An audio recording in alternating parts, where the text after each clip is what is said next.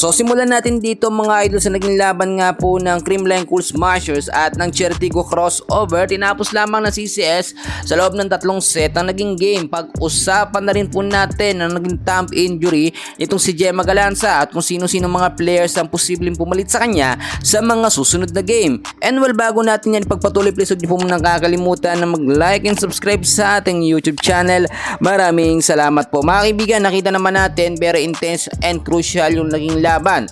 Sumagot ang CCS ng 3 set lamang, no, dito nga po sa Cherry Tigo. Alam natin mga kaibigan na ang Cherry Tigo medyo malakas-lakas din na team yan dito sa PBL, pero nakita nyo naman dahil sa lumalakas na sistema, no, or panibagong sistema ng CCS, mabilis nilang tinapos yung game sa loob lamang ng 3 set. Nakita nyo nung set 1, 25-10 lamang, no, ang baba ng puntos ng Cherry. Nahirapan sila sa malakas na opensa ng CCS. Nung set 2, 27-25, medyo muntikan ng makahabol o manalo ang Cherry dito sa set 2. Pagdating ng set 3, 25-21 ang naging score. 3 set lamang yan.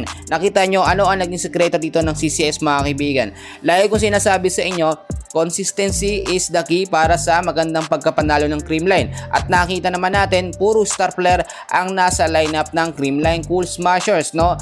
Pag sinabi natin mga star player, yan po yung madalas na laging nasa starters, which is Gemma Galanza, Alyssa Valdez, Tots Carlos, Pangs Panaga, Kyle Negrito. Nakita nyo, nagkaroon din ng problema ngayon ang Creamline Cool Smashers. At dahil nga po mga idol, alam natin na nalalapit na ang Asian Volleyball Confederation ngayong April 20-27, dapat mag-ingat na ang CCS sa kanilang mga game. Alam nyo, yung nangyari na thumb injury kay Gemma Galanza, posible maka-apekto sa ABC Cup 2025, no?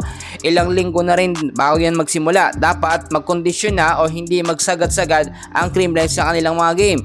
Marami nagtatanong bakit daw ba laging nalang prone sa injury. Eto nga pong mga CCS player. Ipapaliwanag ko sa inyo na mabuti para mas maunawaan nyo. Nakita naman natin at hindi naman nalingid sa inyong kaalaman, kahit si Alyssa Valdez prone din yan sa injury. Kahit yung mga ibang spikers at kasama dyan si Gemma Galanza. Kasi nga po kapag may mga laban ng CCS, binibigay ho nila ang kanilang 100% sa game. Hindi yung basta petiks-petiks lamang na palo, no? Nakita nyo yan. Si Alyssa Valdez talagang sagad-sagad yan kung pumalo. Yung todo talaga na hampas niya, binibigay niya. Ganon din ang nangyari kay Gemma Galanza, kaya nagkaroon siya ng thumb injury. Nakita nyo naman, yung mukha ni Gemma Galanza halos maiyak-iyak siya sa sakit, no? Ibig sabihin, hindi ito basta-basta lamang na simpleng na injury or pinulikat or kung ano ang nangyari, medyo talagang masakit, no?